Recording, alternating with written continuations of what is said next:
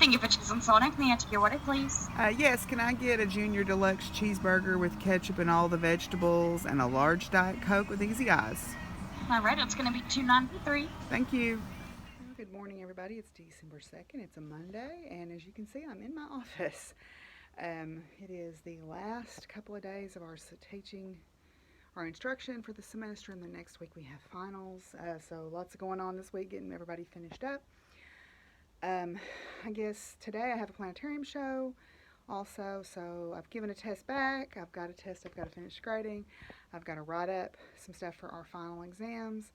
But it's winding down, and it gets here quick. When it starts rolling downhill, it rolls faster and faster the closer it gets to the end of the semester. But anyway, so yeah, and we were talking with some of my colleagues about students and how, graduation is a scary time for them because it's the unknown. It's the unknown, and we all faced that. And I think that a lot of times we all think that when we go into a new situation like a job or an internship that we are going to feel like we don't know anything and that everybody knows more than we do. And the fact is, when you go into a job, nobody knows anything. Everybody's got to learn just like you do what to do, and they pick you out of the pile for a reason. It's probably not because of what you already know, but your ability to learn. And I think that that's an important point that we need to make to our students, because especially with our students, they're so used to being super smart and knowing how to do everything and having a leg up, and then they get into this position where they don't know and they don't understand what's expected of them, and that gets to be a little bit scary. So that's one of the things that I think I need to make a point of talking about, especially with my young women. As we know, women tend to suffer, especially in this field, from imposter syndrome in a lot of cases, and I do too. And that's where you feel like, oh, they're going to figure out I don't know anything, and they're going to take away everything, and we know that's not true, but sometimes you feel that way. And so I think that if I can show them that yes, I face this uncertainty, but I still move forward and have still made it and have been successful, they can too. And so I think that part of my job as a professor is to mentor them that way. Yeah. Anyway, so I am going to work on finishing up some grading and writing a couple of comprehensive final questions, and then we're going to go to class and go to do a planetarium show, so that'll be fun. Okay, so I am in the planetarium right now getting everything set up for my show. I like to have, we have this slideshow that's like historical astronomical images. I like to have that projected on the dome when the groups come in, and then I like this music playing in the background. I like the vibe that it sets. But I have learned with this slideshow that there are butts in it. There are naked butts. So I try to stop it on not one of those slides for when the little kids come in, because they get a little overly tickled by that. Anyway, so I'm just getting everything set up. I've got a class here in a few minutes, and then the show is right after that. So it'll be first graders today. So that's exciting.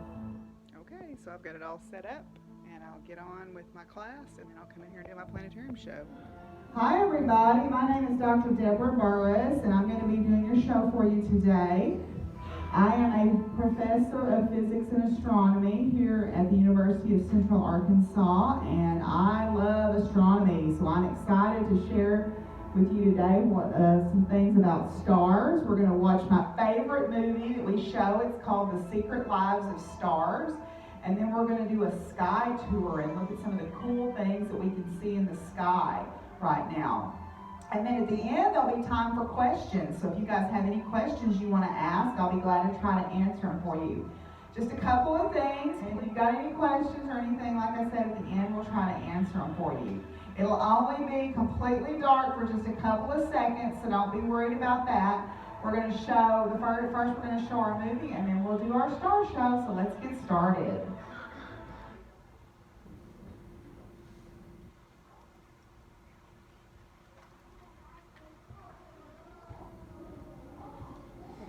Here we go.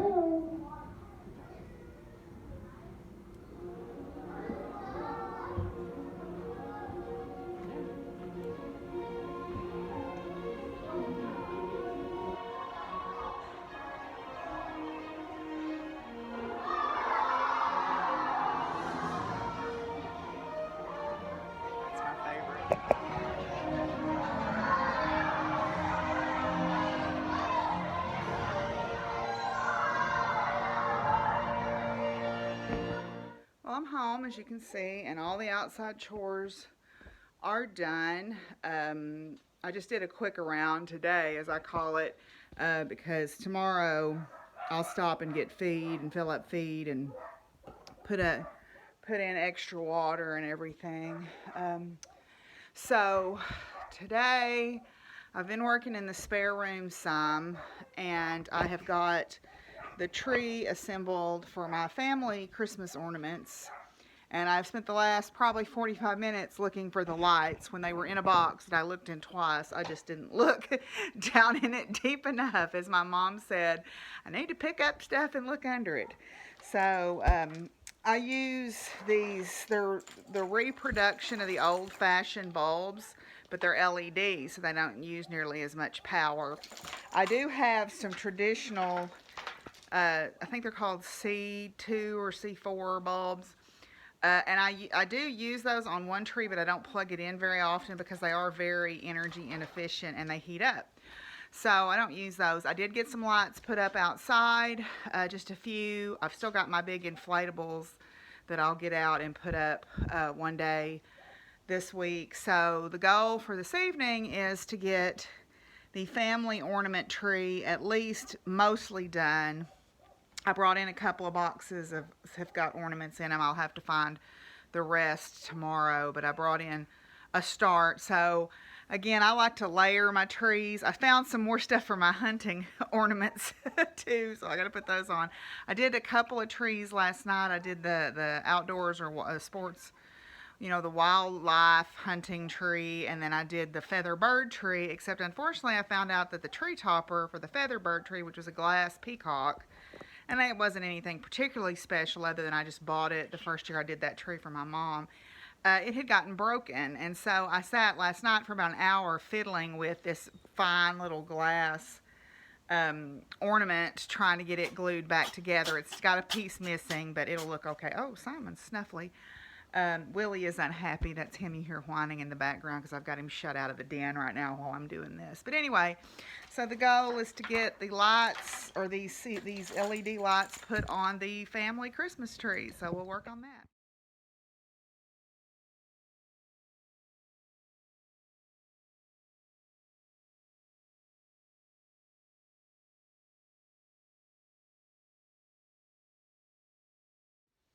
Okay, well, I have some lights on the tree, but more is always better. So I have these are the LED ones that look like they have tinsel in them. And then I have just some plain LED large bulb ones that I'm going to put on now. Did you want to say goodbye too, Simon? Okay, well, got to have some critters on the podcast tonight, so there you go. Simon wanted to say goodbye. What? What? What? Yeah. Tell them. Well, I got a pretty good start on the tree. I got about half the ornaments on it. The rest of them are still out in the garage, and it's too dark to go out there and pilfer around and look for them. But I did get a good start on it. I got some work done in the spare room. And so, yeah, and I got a few of my sitting around decorations put out, as I call them, too. So I call it a good day. So I'm going to end Vlogmas here for today, and I will check in with you guys tomorrow. I hope you're having a great day, and I'll see you tomorrow. Bye.